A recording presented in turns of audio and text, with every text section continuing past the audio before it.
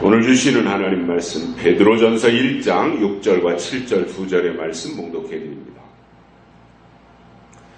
그러므로 너희가 이제 여러 가지 시험을 인하여 잠깐 근심하게 되지 않을 수 없었으나 오히려 크게 기뻐하도다. 너희 믿음의 시련이 불로 연단하여도 없어질 금보다 더 귀하여 예수 그리스도에 나타나실 때에 칭찬과 영광과 존귀를 얻게 하려 함이라. 아멘. 지난 한 주간 동안도 평안히 건강히 잘 지내셨지요? 봄이 성큼 찾아왔지만 바이러스라고 하는 이 전염병이 빠르게 확산되면서 전 세계가 지금 침울한 시기를 보내고 있습니다. 경제 전문가들이나 미래를 예측하는 학자들이 하는 이야기를 들어보니까 이 우한 폐렴 사태 이후로 지금까지 당연하게 여기며 살아왔던 것들은 다 무너지고 이제 삶의 방식들이 새롭게 변화될 것이다 라고 예측들을 내놓고 있습니다. 저는 교회도 예외가 아닐 것이다 이렇게 생각을 하고 있습니다. 앞으로 얼마나 많은 사람들이 더 감염이 되고 또 생명을 잃을지는 모르지만 아무쪼록 건강관리 잘 하시고 새로 펼쳐질 세상에 적응할 수 있는 마음의 준비도 해야 될 때라고 봅니다. 오늘은 예수님께서 십자가를 향해 걸어가시면서 그 첫 발을 내디뎌 예루살렘으로 입성하시는데 그때 사람들이 나와서 종려나무 가지를 들고 호산나 다윗의 자손이여 이렇게 외치면서 십자가를 향해서 마지막 행보를 본격적으로 시작하는 예수님에게 환호했던 그 날을 기념해서 종려주일이다 이렇게 이름을 붙였습니다. 그래서 부활주일 전주일이 종려주일입니다. 오늘이 바로 그 날입니다. 그리고 내일부터 한 주간이 이제 고난주간이고요. 다음 주일이 부활절인데 다른 종교, 이 땅에 존재하는 종교들이 많이 있잖아요. 그런데 다른 종교들은 그 종교를 만든 창시자들이 태어난 날을 다 가지고 있어요. 우리 기독교도 예수님이 이 땅에 탄생하신 날을 성탄절이라고 하는 것으로 지키고 있습니다. 그런데 이 땅에 종교를 만들어낸 창시자들이 태어난 날은 다 가지고 있고 그리고 그들이 죽음으로 모든 것이 끝났어요. 제삿날이 있는 거예요. 태어난 날과 제삿날을 가지고 있어요. 그런데 오직 한 분이신 예수님은 십자가에 달려 돌아가셨다가 3일 만에 부활하셨고 그래서 유일하게 우리 예수님만이 부활이라고 하는 실제적인 일을 우리에게 보여주셨고 그래서 우리는 이 부활절을 오직 교회만이 가지고 있는 우리 기독교 신앙만이 가지고 있는 이 부활절을 가장 크고 의미 있는 날로 지키고 있습니다. 왜냐하면 유일한 사건이기 때문에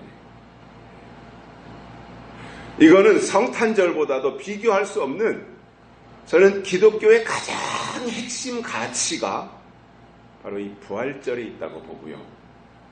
다른 종교가 감히 쫓아오지도 못하고 흉내낼 수도 없는 이 위대함이 예수님의 부활에 있다라고 평가를 내리고 있습니다. 우리가 이 땅에 살아가면서 좋아하는 사람들을 가지게 되면, 내 주변에 내가 좋아하는 사람들을 만나게 되면 알고 싶어집니다. 저 사람이 누굴까? 그리고 궁금한 마음이 생기다가 이제 좋아하는 마음이 발전해서 사랑하는 마음이 되면 그때부터는 구체적이 됩니다. 집안은 어떻고, 학벌은 어떻고, 재산은 어떻고, 형제는 몇 명이고, 아버지는 뭐 하는 사람이고, 이러한 것들에 대해서 구체적으로 알고 싶어집니다. 그러니까 좋아할 때는 막연하게 그 사람 좋은 사람이야, 그 사람 친절한 사람이야, 이런 정도로 그저 뭉뚱그려서 안다면, 사랑하게 되면 구체적으로 알게 된다. 그리고 알고 싶어진다는 거예요. 신앙도 마찬가지입니다. 하나님을 좋아하면 하나님이 누구시냐 정도를 알고 싶어 하다가 그 하나님을 사랑하게 되면 구체적이 되어서 하나님이 하신 일이 무엇이고, 하나님의 아들이라는 예수님은 왜 이 세상에 오셨으며 앞으로 그분이 하실 일이 어떤 것인지 궁금해지기 시작하고 알고 싶어지며, 그때부터 그의 신앙이 본격적으로 성장하기 시작합니다. 제가 나이 50 중반 이 무렵을 넘길 때 문득 찾아와서 저로 하여금 후회하게 했던 것 중에 하나가 있습니다. 그게 뭐냐면 생각의 크기가 작았다는 거예요. 내가 그동안 가지고 있었던 생각의 크기가 작았다. 그리고 작은 생각 속에 하나님을 가둬놓으려고 했었다. 그리고 내 생각의 틀 속에 하나님을 제한시키려고 했었다. 그러면서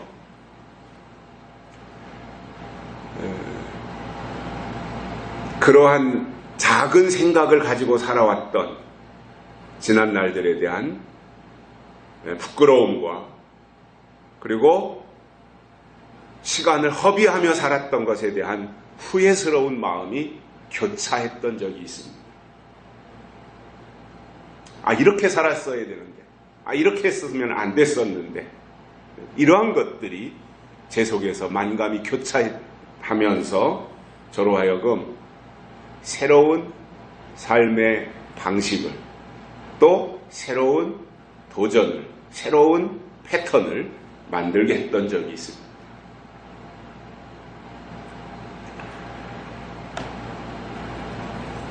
저는 믿음을 가진다고 하는 것은 생각의 범위가 커지는 것이라고 봅니다.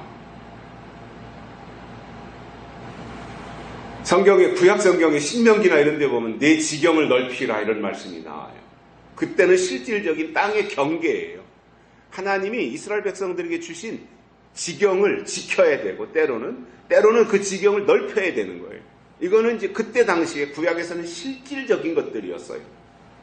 그러나 신약에 와서 결국 우리에게 주신 하나님의 유산이라고 하는 것이 믿음이기 때문에 결국 믿음의 범위를 넓히는 것이고, 하나님이 주시는 생각을 제한 없이 확대시켜 나가는 이것이 우리의 믿음이 성장하고 발전해 나가는 것입니다. 그러면 믿음의 범위가 넓어진 증거가 뭐예요? 구약적 사고방식에서 신약적 사고방식으로 발상이 전환되어져야 돼요. 바울도 그런 것에 대해서 직접적으로 언급했던 것이 율법이라고 하는 것을 얼마나 갈라디아서나 로마서에서 박살냈습니까? 그러니까 구약적 사고의 틀 속에 갇혀 있지 말고 예수님이 오셨으니, 예수님이 오셔서 주신 새로운 법이 있으니 새로운 질서 속으로, 새로운 하나님의 규칙 속으로 전환되어져야 된다. 그래서 구약적 사고를 버리고 신약적 사고로 바뀌어져야 될 것을 사도 바울도 그처럼 강력하게 요구했던 거예요. 그런데 사실 사람이 살면서요, 오랫동안 내 속에 고정관념처럼 삶의 방식이 만들어지고 이 하나의 틀이 생기면 그것을 깨기가 쉽지 않거든요. 사람이요, 고정관념을 깨뜨리기가 절대로 쉽지 않아요. 신앙이 더더군다나 그래요. 신앙이 고정관념, 바리새인들이 누구예요? 예수님이 오셨는데도 그들이 가지고 있던 고정관념을 깨뜨리지 못한 사람들이거든요. 지금도 저는 똑같다고 봅니다. 예수님이 다시 오실 때가 되었으면 이제 새로운 하나님의 방식을 가지고, 하나님이 우리에게 제시하신 방식을 가지고 그 방향으로 우리의 믿음을 발전시켜 나가야 돼요. 믿음의 범위를 키워 나가야 되는 거예요. 그런데 여전히 십자가 앞에만 제한적으로 매달려 있다면 저는 그것이 구약의 바리새인들과 다를 바가 없다고 보는 거예요. 제가 가끔씩 말씀드리잖아요. 십자가는 새로운 것을 향한 출발점이에요. 거기가 시작의 자리지, 십자가 앞이 영원히 거기에 정착하고 머물러 있어야 되는 자리가 아니라는 거예요. 그래서 십자가 앞에서 예수 그리스도의 보혈로 인해서 내가 죄 씻음을 받고, 그리고 죄 사함을 받고 이제 하나님의 영광을 해서 거기서 시작해서 더 위대한 삶을 향해서, 더 큰 하나님의 영광을 향해서 다름질쳐 나가야 되는 것이 하나님이 원하시는 것이고, 그것이 신앙의 성숙이거든요. 근데 맨날 어린아이가 5살, 6살 됐는데도 엄마 젖이나 먹겠다고 밥을 안 먹고 엄마 젖가슴이나 파고 있다면 그 아이를 어디다 쓰겠어요? 똑같은 원리거든요. 그래서 저는 십자가는 영적인 세계를 향해서 나아가야 되는 새로운 출발점이다. 그러면 출발점이 있다면, 그래서 시작했다면 종착점을 향해서 가야 되잖아요. 그런데 저는 그렇게 보는 거예요. 오늘 이 시대의 기독교가 종착점을 잃어버렸다. 맨날 시작한 그 자리에서만 맴돌고 있지 종점을 상실해버린 거예요. 그러니까 시작은 있는데 결과가 없는 거예요. 요한계시록이 종점이고 요한계시록이 결과잖아요. 기독교의 결론이 예수 그리스도의 영광스러운 재림이잖아요. 그 재림을 가장 정확하게 설명해 놓은 게 요한계시록이잖아요. 그런데 요한계시록이 없어요. 오늘 이 시대의 교회 안에, 오늘 이 시대의 믿는 자들 속에 요한계시록이 없어요. 결론이 없다는 말이에요. 그러다 보니 구약적 사고에서 신약적 사고로 이완이 되어서 이제 옮겨온 사람들이 신약적 사고의 틀 속에 다시 갇혀서 구약의 틀에 갇혔던 바리새인들처럼 그렇게 회칠한 무덤 속에 갇혀 있는 거예요. 여기에서 다시 생각의 틀을 깨고 사고의 전환이 이루어져서 하나님의 마지막 때 위로부터 내려주시는 말씀을 통해서 우리의 믿음의 범위가 넓어져야 되고, 생각의 틀이 커져야 되고, 커지는데 제한이 방해가 되는 것이 있다면 그 틀을 깨뜨려서라도 하나님의 뜻을 온전히 따라갈 수 있는 이 모양새를 갖추는 것이 하나님이 우리에게 원하시는 신앙의 모습입니다. 그래서 이 신앙생활을 시작하면 무에서 이제 시작한 거잖아요. 아무것도 없는 상태에서 신앙생활을 시작해서 예수님이 누구시고 왜 성령을 받아야 되고 왜 예배를 드려야 되고 왜 신앙생활 해야 되고 왜 기도생활 해야 되고 왜 헌금생활 해야 되고 이런 것들을 이제 다 배우면서 내 속에 이제 신앙과 관련되어진 틀이 만들어지는 거잖아요. 틀이. 근데 그 틀이 믿음을 유익하게 하는 틀이 되어야지, 그 틀에 갇혀서 믿음이 방해를 받는 것은 그 틀이 의미가 없는 거예요. 그죠? 왜 신앙의 규모, 왜 신앙의 틀이 생기느냐 하면 믿음을 유익하게 하기 위해서. 그런데 틀이 생기니까 틀 속에 갇혀서 오히려 믿음이 제한을 받고 믿음이 방해를 받는다면 그 틀은 의미가 없는 거잖아요. 깨뜨려 버려야죠. 그래서 저는 사고의 전환이 중요하다라고 봅니다. 그 사람이 앞서가는 사람이에요. 세상에서도 그래요. 세상에서도 새로운 세상이 오기 전에 선견자들이 이런 세상이 올 것이다라고 미리 공상 과학 소설을 쓴다든가, 그러면 사람들이 그거를 보면서 한 번도 경험해보지 않은 것에 대해서 그냥 잠재적인 생각을 가지고 추상적인 생각을 가지고 그러한 소설을 읽습니다. 또 그러한 소설이 나오면 얼마 있다가 또 그러한 영화가 만들어집니다. 영화가. 그럼 사람들이 또 이제 봅니다. 근데 아직도 그런 세상은 경험해보지 않았어요. 근데 소설이 나오고 영화가 나오고 나면 그러한 세상이 오더라는 거예요. 이 앞서가는 사람들이 있어요. 항상. 그래서 그 사람들이 새로운 세상을 알리고 새로운 세상을 열어놓는 거예요. 신앙도 저는 똑같다고 봅니다. 새로운 시대가 오는 것에 대해서 알려주는 사람들이 선지자들인 겁니다. 그리고 그러한 사람들에 의해서 그동안 유지되어 왔던 사고의 틀을 깨고 고정관념을 깨뜨리고 그리고 새로운 하나님의 영역 속으로 들어가도록 이끄는 역할을 하게 되더라는 것입니다. 이것이 하나님의 계획이고 또 우리가 믿음을 가진 자들로서 마땅히 추구해야 된 신앙의 모습이더라는 거예요. 그래서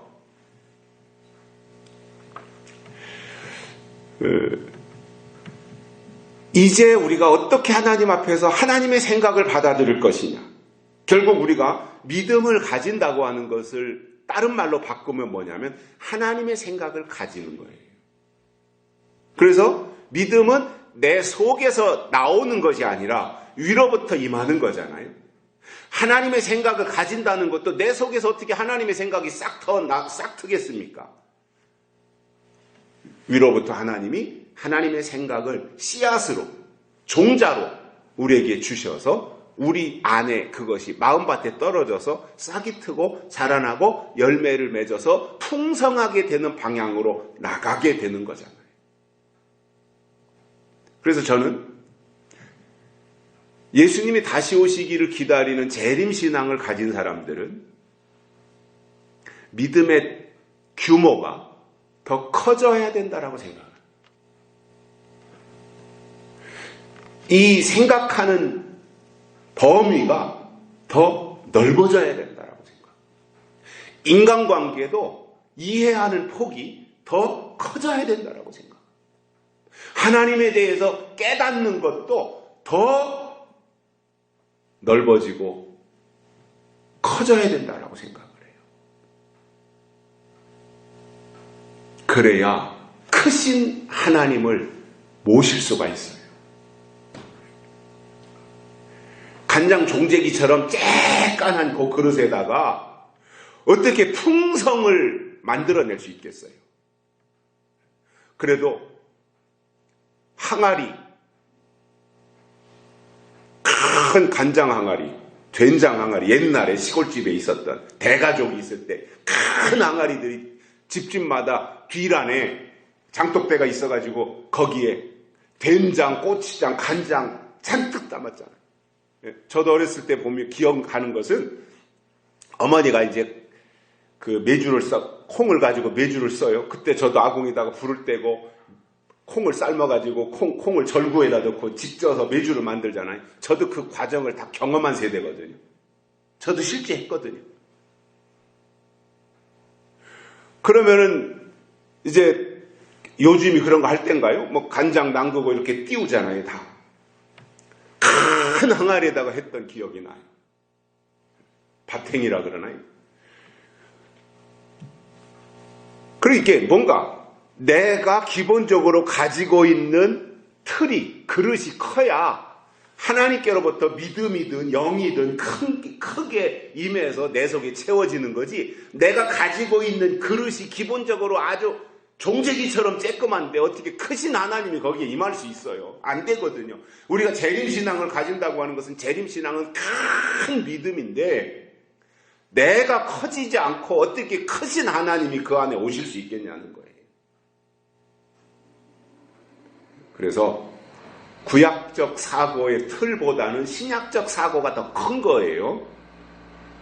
그리고 신약적 사고보다는 마지막 예수님이 다시 오실 때 계시록적 사고는 훨씬 더 큰 겁니다. 그래서 믿음의 범위가 넓어져야 돼요. 믿음의 지경을 넓혀야 된다는 거예요. 그래야 우리가 큰 그릇으로 하나님 앞에 쓰임받을 수가 있다는 겁니다. 내 생각으로 하나님을 가둬놓지 말아야 돼. 내 생각으로 하나님을 제한시키지 말아야 돼. 오히려 내가 하나님에게 귀속되어져서 하나님에 의해서 쓰임받을 수 있는 사람으로 새로 지으심을 받게 되는 이것이 성경은 믿음이라고 설명해주고 있습니다. 자, 많은 사람들이 이 세상을 살아가면서 이제 태어남과 또 이 교육과 그리고 결혼과 또 출산과 이런 과정을 거치면서 이제 늙음을 향해서, 죽음을 향해서 가잖아요. 지금 우리나라도 굉장히 이제 장수하고 있습니다. 장수국가가 되었죠. 앞으로는 150살도 산다, 이런 얘기들을 하다 보니까 사람들이 나도 충분히 그럼 오래 살 수 있다는 얘기 아니야? 이렇게 생각들 하는데, 사실 물론 평균 수명이 많이 늘어나긴 했습니다만은 실질적으로 80세 이상 사는 사람들의 인구가 그렇게 많지 않아요. 90세 넘은 우리나라의 작년 통계를 보니까 우리나라에서 90세 이상 된 인구가 10,000명 정도 되는 것 같아요. 10,000명, 제 기억으로. 90세 이상이 많은 게 아니잖아요. 다 오래 사는 것 같은데 사실상 숫자적으로 보니까 그렇게 많지 않더라는 거죠. 그러나 아무튼 우리가 과거에 우리나라 평균 수명이 50세 정도였던 적이 있었는데 비교하면 많이 증가한 건 사실이지만, 그렇다고 내가 150세 살고 싶다고 해서 150세 사는 것도 아니고 100살까지 살고 싶다고 해서 100살 사는 것이 아니라, 사실상 80 넘겨 사는 사람들의 수치가 그리 많지 않더라라고 하는 걸 생각할 때 우리가 잘 살아야 되는데, 살면서 제일 부러운 게 뭘까? 돈 많은 사람이 부러울까? 아니면 잘난 사람이 부러울까? 이러한 나름대로의 분석했던 이야기들이 시중에서도 돌아다닌 적이 있는데, 저는 그렇게 생각합니다. 사람에게요, 제일 좋고 부러운 것이 있다면 그것은 젊음이라고 봅니다. 이쁨이 아니라 젊음이에요. 돈이 아니라 젊음이더라고요. 근데 젊음이 좋기는 한데 그때는 어떤 문제가 있느냐? 하나님의 생각에 끌려가기보다는 자기 방법대로 하려는 마음이 훨씬 더 크다 보니까 하나님을 거역해요. 젊음은 하나님을 거역해요. 그리고 나를 앞세워요. 그러다 보니 하나님이 쓰시기에 불편해요. 젊음은. 그러다가 어느 정도 나이가 먹으면 그만큼 이해의 폭이 넓어지는 거예요. 사람이 나이가 든다는 것은 산전수전 다 경험하면서 이런저런 일들을 겪으면서 체험하면서 이해의 폭이 넓어지고, 또 나름대로 포기할 것에 대해서는 빨리 포기하는 법도 배우고, 그러면서 삶에 순응하는 것을 터득하는 거예요. 나이를 먹는다는 것은. 역행할 수 없구나, 인생은. 순응해야 되는구나 하는 것을 터득하게 되기 때문에 나이가 어느 정도 들으면 그때 드디어 하나님이 쓰시기에는 훨씬 더 좋다라는 거예요. 왜냐? 순응할 줄 아니까. 거역하기보다는 순응하니까. 그래서 우리가 나이가 먹는다고 하는 것은요, 숙성되고 익어서 배합되는 거예요. 그것이 바로 하나님께 쓰임받는 비결이더라는 겁니다. 그렇다면 우리가 나이 먹는 것에 대해서 한탄하지 말고 잘 익어서 하나님께 붙잡혀 쓰임받게 되기를 우리가 기대하면서 하루하루 하나님의 뜻대로 살아가는 것이 복스러운 삶이 아니겠는가, 이러한 생각들을 가져봅니다. 자, 오늘 본문 6절에서 베드로가 말씀하는 것을 보면 여러 가지 살아가면서 시험을 만나게 되고 근심할 일이 있지만 오히려 그 가운데서 기뻐할 수 있다라고 하는 반전을 설명해 주고 있습니다. 세상에서도 가슴 조이며 조마조마한 마음으로 아슬아슬하게 살다가 대반전 또는 대역전이 일어난다면 얼마나 신나겠어요. 맨날 길을 펴지 못하고 빚쟁이들한테 쫓기면서 불안불안하게 살았는데 어느 날 500원 주고 산 로또가 당첨이 돼가지고 1등이 되어가지고 20억 원을 받았다라고 할 때 대반전이 일어나는 거잖아요. 그때부터 그 사람이 얼마나 힘차게 살겠어요. 빚진 거 다 갚고 필요한 거 다 구입하고 새로 지은 아파트도 사서 자동차도 바꾸고 컴퓨터도 바꾸고 그러면서 새로운 삶을 살아가는, 이것이 어떤 인생 역전이라고 또는 반전이라고 이렇게 설명할 수 있는 것처럼 하나님의 일에 있어서도 하나님의 사람들에게 있어서도 이와 같은 반전이 있다라는 것. 베드로는 그것을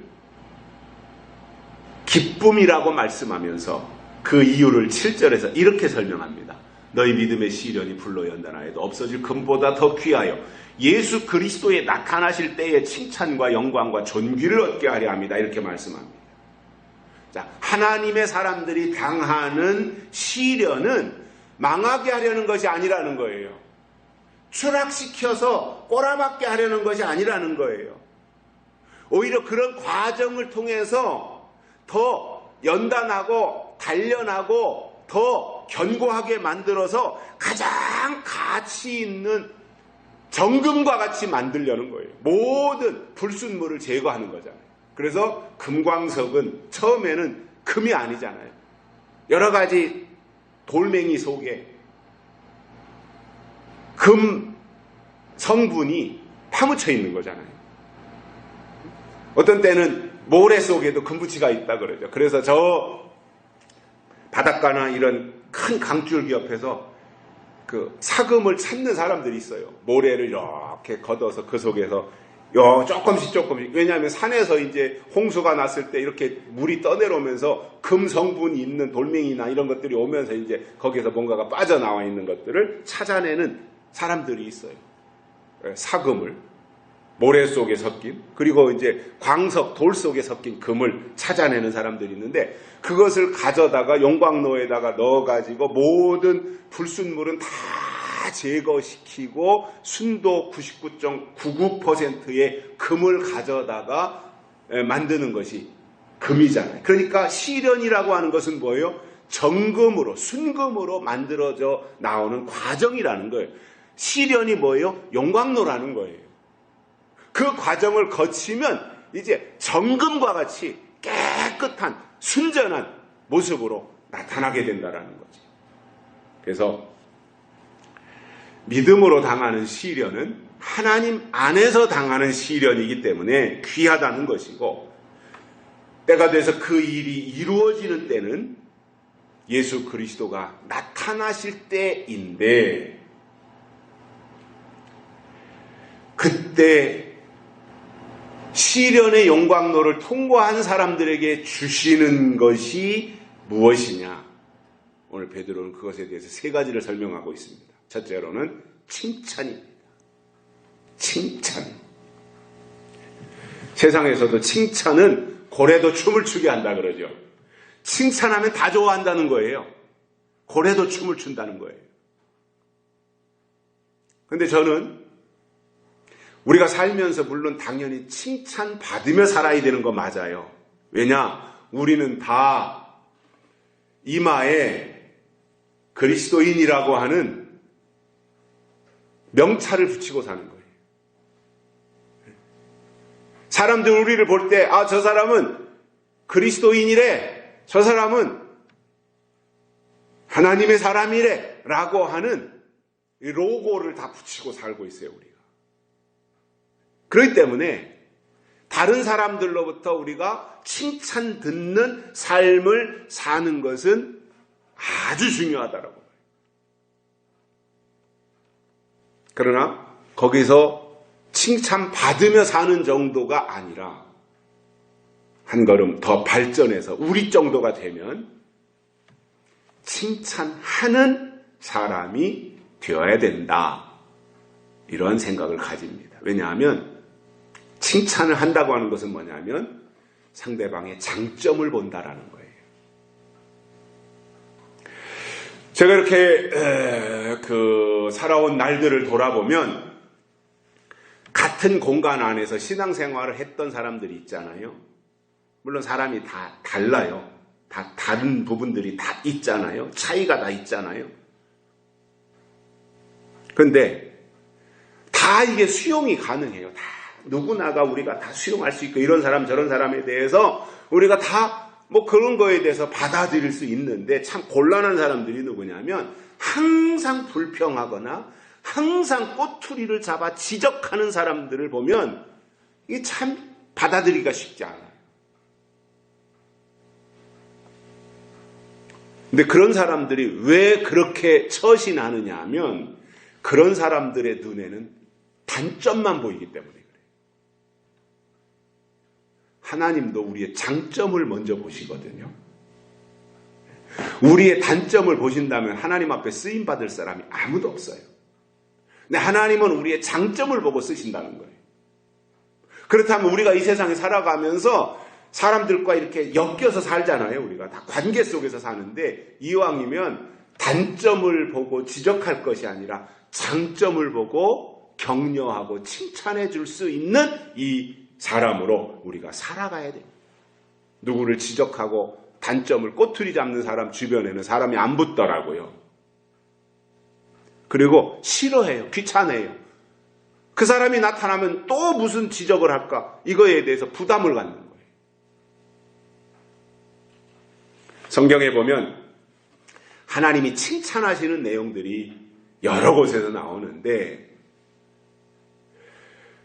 구약에서 보면 역대하 1장에 솔로몬을 향한 하나님의 칭찬이 나옵니다.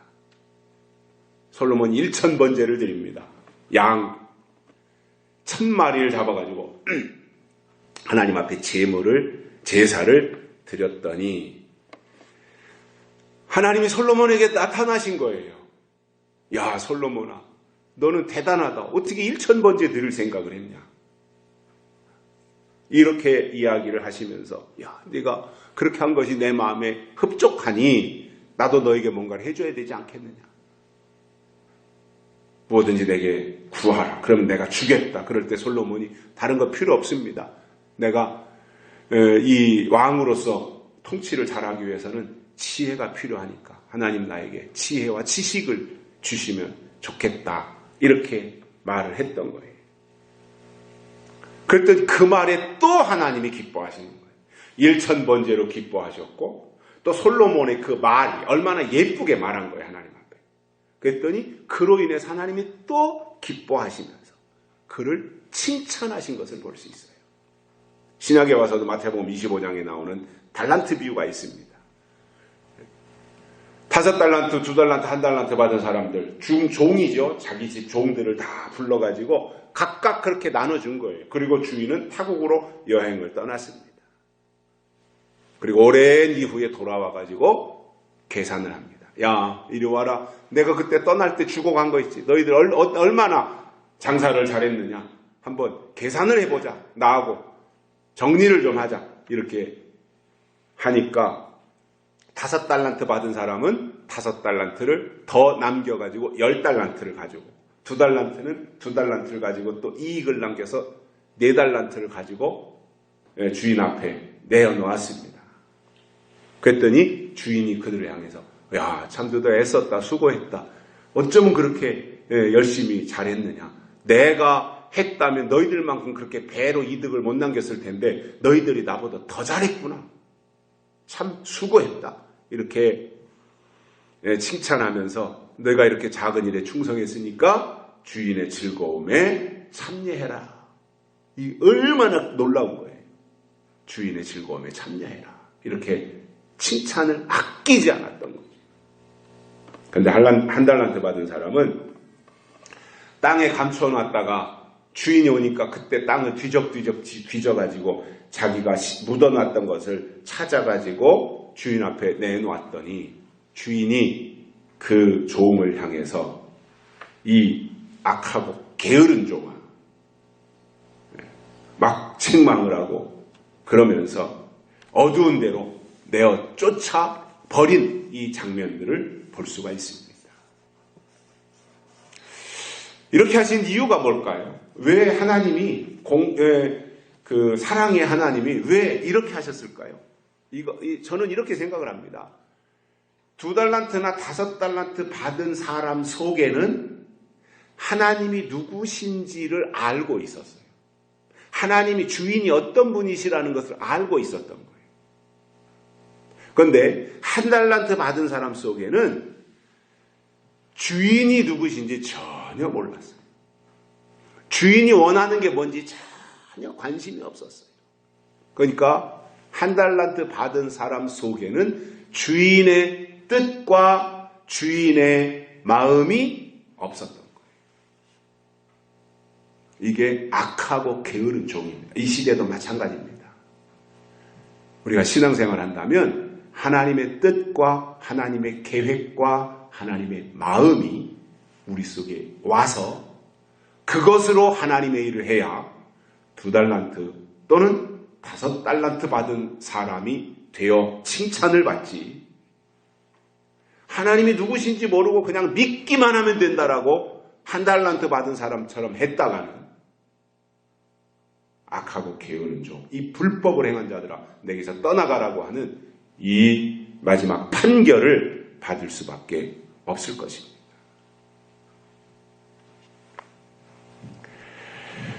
세상에서도 보면 이왕이면 칭찬받는 사람이 되고 사람들로부터 듣는 평판이 좋아야 됩니다. 이게 하나님의 사람입니다. 제가 어렸을 때도 창피했던 것이 뭐냐면 어린 나이에도 그 집에서는요 교회 주일날 열심히 나오고 뭐 새벽기도도 빠지지 않고 열심히 나오는데 그 집에서는 껌뜻하면 싸우는 소리가 들리는 거예요. 꼬약꼬약 소리 지르고 애들한테도 막 욕을 하고 한 번은 제가 중학교 다닐 때로 기억이 나는데 한 번은 그분이 우리 집으로 도망을 오셨어요. 그분 집에서 우리 집이 가까웠어요. 근데 퉁퉁 부어가지고 오자마자 이제 아버지가 계시니까 아버지한테는 말이 남편한테 떠들여 맞았는데 장작으로 때렸대요. 장작. 그러니까 머리통이 터지고 막 붓고 이게 얼마나 부끄러운 일이에요. 그죠? 참 부끄러운 일이잖아요. 남세스럽고 누가 알까 무섭고. 그런데 그런 거에 대한 부끄러움이 없고 그러고 나서도 개선되지 않냐고 꼬약꼬약 소리 지르고 싸우고 부부싸움하고 애들한테 막 욕설을 퍼붓고 하는 것이 아주 그 시장 바닥에 다 퍼져나가가지고 그분에 대한 인식 자체가 형편없어지니까 사람들이 볼 때 그분이 믿는다고 하는 하나님에 대한 평가도 절하되는 거잖아요.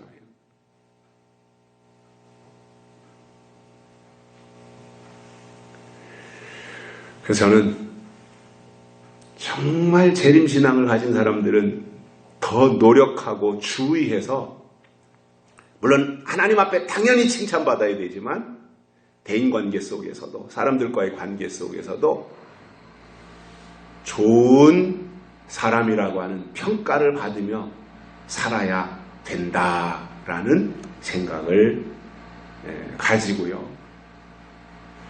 그래야 하나님이 그들을 인정하고 그들에게 인을 치셔서 하나님의 도구로 쓰실 것이다라는 거예요. 하나님이 칭찬 안 하시는데 하나님이 쓰시겠어요? 성경에 쓰인, 하나님이 쓰신 사람들을 보십시오. 다 하나님이 칭찬한 사람들이에요. 두 번째로는 영광입니다. 영광. 우리가 잘 알고 있는 것처럼 인간의 가장 근본적인 목적은 하나님의 영광을 위해서예요. 이게 우리의 삶의 목적이에요. 먹든지 마시든지 무엇을 하든지 다 하나님의 영광을 위해서 하라고 하는 말씀처럼 하나님께 영광을 돌려드리는 것이 우리가 이 땅에 사는 목적이다 이겁니다. 그래서 하나님은 우리가 영광 돌려드리는 것에 목말라 계신 분이에요.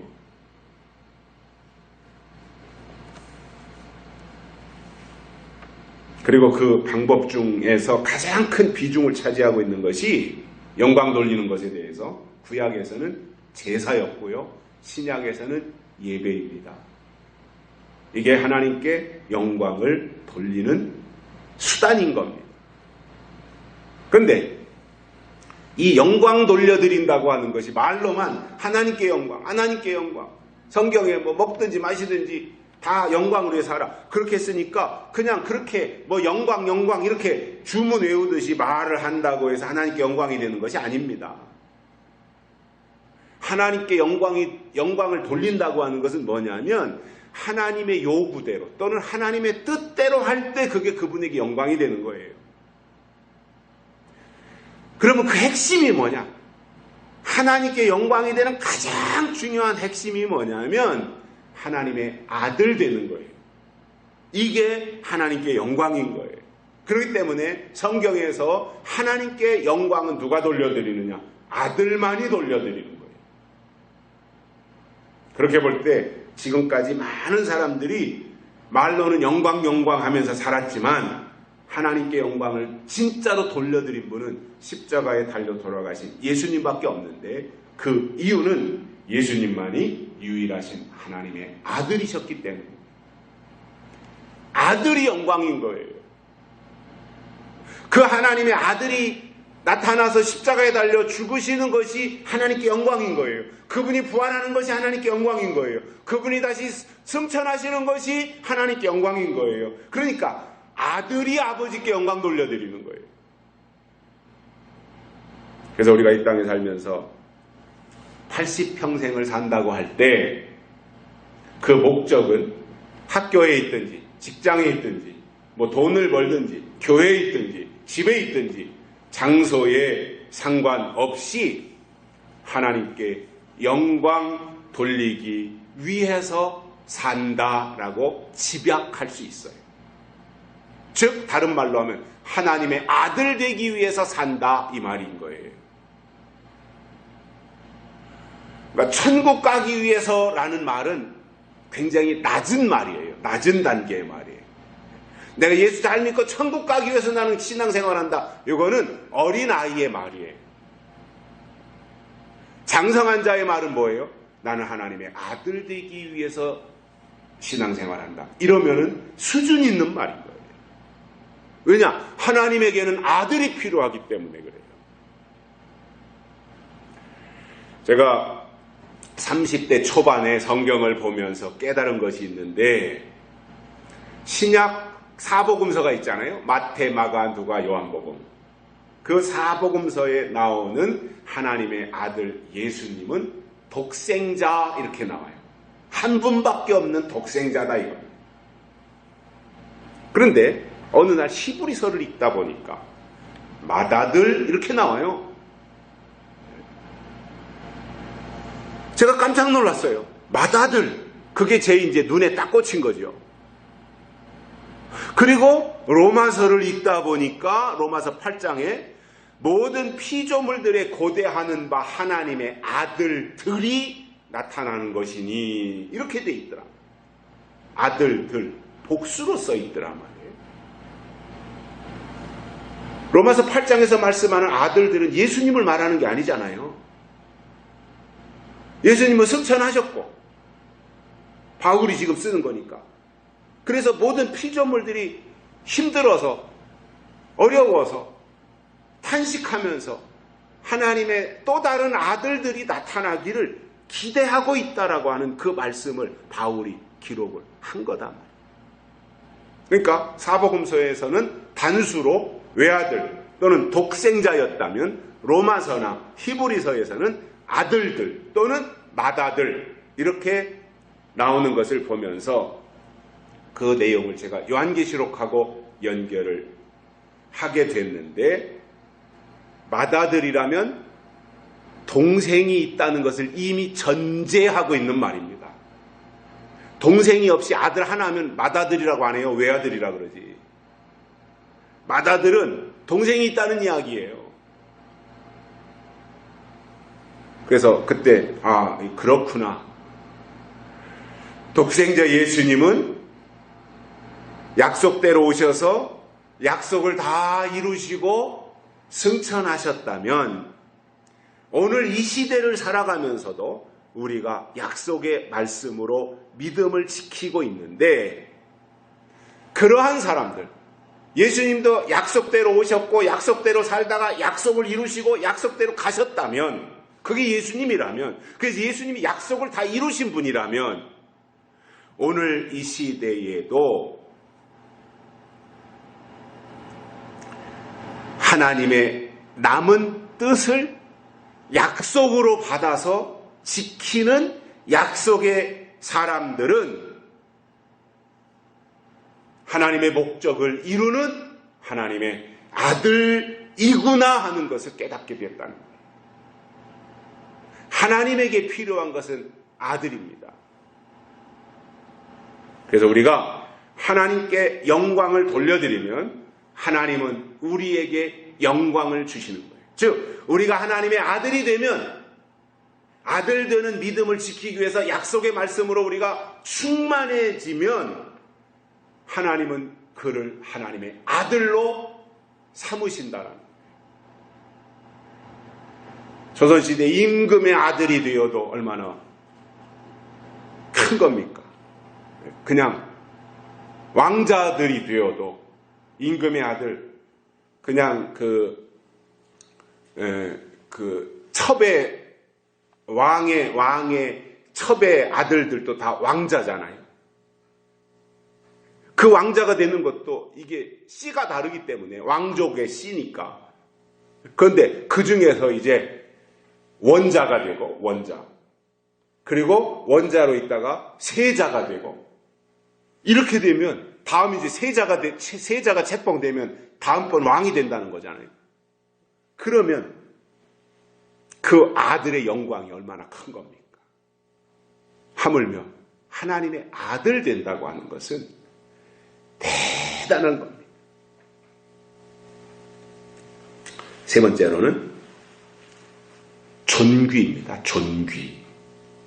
칭찬과 영광과 존귀.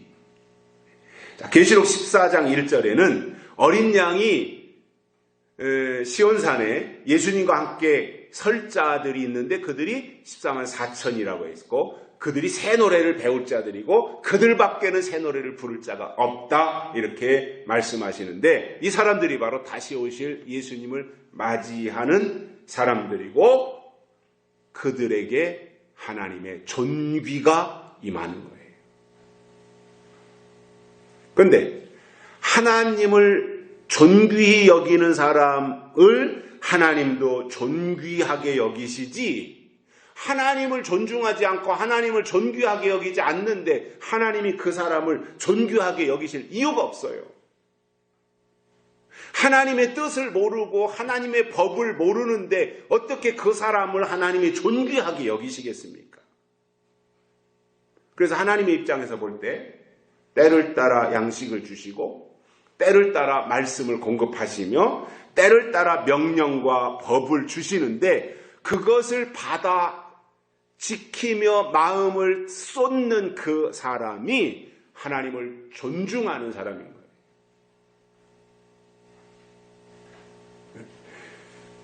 옛날로 과거로 2000년 전으로 돌아가서 바리새인이나 유대인들이 아무리 아브라함을 알고 하나님 여호와를 잘 섬긴다고 할지라도 그들이 하나님이 보내신 예수 그리스도를 영접지 않은 것은 하나님을 무시한 거예요. 하나님을 존중하지 않은 거예요. 보내신 자 예수님을 무시한 것은 하나님을 무시한 거예요. 지금도 그렇잖아요. 제가 누군가 어떤 사람에게 귀한 특별한 사람에게 내가 갈 수는 없어서 이 편지를 써서 누구를 시켜서 보냈는데 내가 보낸 그 사람을 두들겨 패서 쫓겨보냈다면 나를 무시한 거죠. 그거는 분명히 가서 아무개가 보내서 왔습니다. 이 서한을 가지고 왔습니다. 이렇게 말을 했을 텐데 그거는 찢어버리고 두들겨 패서 돌려보냈다면 보낸 저를 무시한 거잖아요. 하나님도 똑같은 거잖아요. 하나님이 보내신 자 예수 그리스도를 무시한 것은 하나님을 무시한 거예요. 예수를 외면한 것은 하나님을 외면한 거예요. 지금도 마찬가지예요.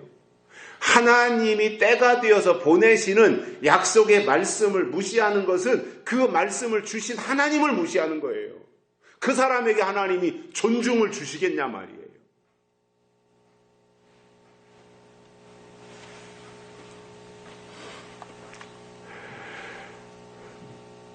하나님이 때를 따라 주시는 것이 무엇인지 알아야 그 말씀으로 하나님의 뜻과 계획을 알 수 있는 것이고,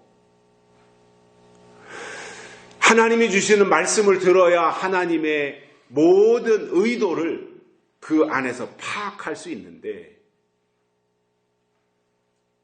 하나님의 말씀을 들을 줄도 알지 못하고 때가 뭔지 법이 뭔지 뜻이 뭔지 계획이 뭔지 도대체가 말씀을 들을 생각은 하나 안 하고 그냥 천주교인들이 주일날 되면 교회 가서 의식적으로 미사에 참석해서 의전에 참석하고 오듯이 오늘날 우리 한국 교회 안에서도 기독교 예배가 거룩은 상실하고 약속의 말씀은 없는 채 지나간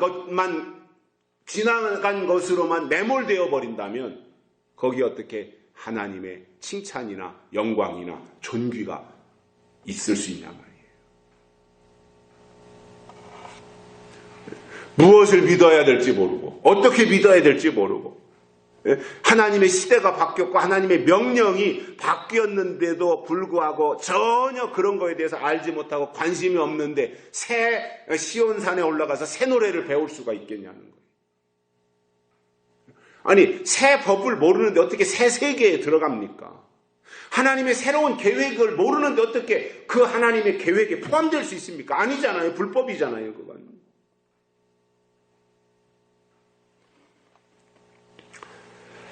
저는 이 말씀을 묵상하면서 앞에서 설명드렸던 두 가지, 칭찬도 좋고 또 영광도 좋은데 존귀라고 하는 이것은요, 하나님이 우리에게 존귀를 주시겠다는 거잖아요.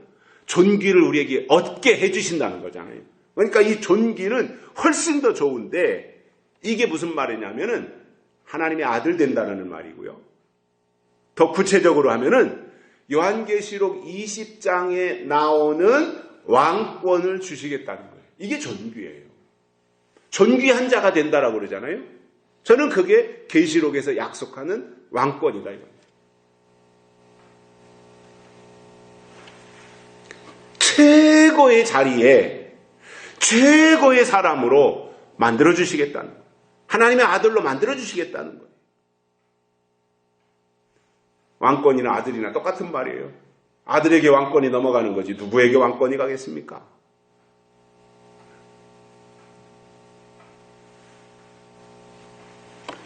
역사를 보면 영조라고 하는 임금이 자기 아들을 죽이죠. 사도세자. 그런 뭐 여러 가지 이유가 역사적 이유들이 있겠지만은 영조가 잘한 왕이에요. 탕평책을 써서 잘했어요.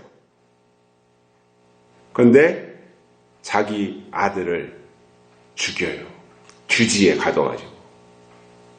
그리고 정조, 손자를 왕으로 세워요.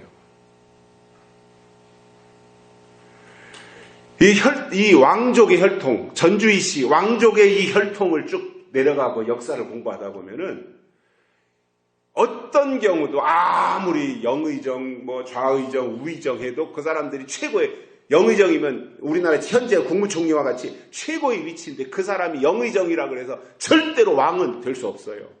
왕족의 혈통, 이성계의 혈통을 받아야 왕족이 됐던 거예요. 조선시대에 왕이 될 수 있었던 거예요.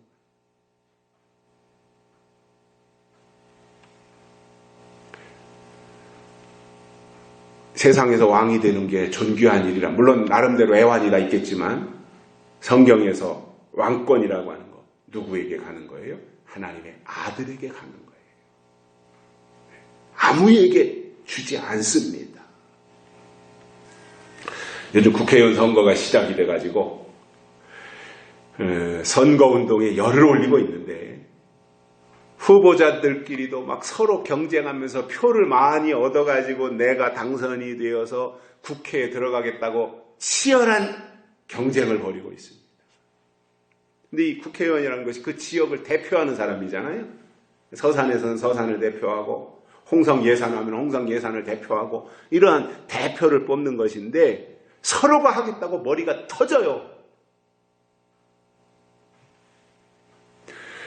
국회의원에 당선되는 사람들이 당선됐다고 그래서 거기에 하나님이 주시는 존귀가 있나요? 그러나 우리가 약속의 말씀으로 하나님이 주신 믿음을 지키면 하나님은 그를 존귀히 여기시는데 먼저 인을 치시고 다음으로 시온산에서 새 노래를 부르게 하시며 때가 되면 하나님이 그에게 왕권을 주시고 1000년 동안 왕노릇할 수 있는 하나님의 아들들로 삼아주시겠다. 그것이 존귀다라는 거예요. 결론으로 우리가 이 세상에서 하나님의 사람, 특히 약속의 사람으로서 하나님의 뜻에 합당한 믿음을 지킴으로 인해서 하나님의 나라가 이루어질 때 칭찬과 영광과 존귀, 이 세 가지가 동시에 이 말씀을 듣는 우리 모두에게 임하시기를 주의 이름으로 축복합니다. 살아계신 하나님 아버지 감사합니다. 우리를 불러주시고 오늘 또 말씀을 듣게 해주셔서 감사를 드립니다. 오늘 우리가 들은 이 말씀 이유가 되어져서 끝까지 우리가 믿음으로 살게 하시고 주님 오실 때 하나님이 주시겠다고 한 이 세 가지가 우리에게 그대로 임하고 이루어지도록 축복해 주옵소서. 다시 오실 예수님의 이름으로 간절히 기도드리옵나이다. 아멘. 463장 부르시면서 헌금 드리시겠습니다.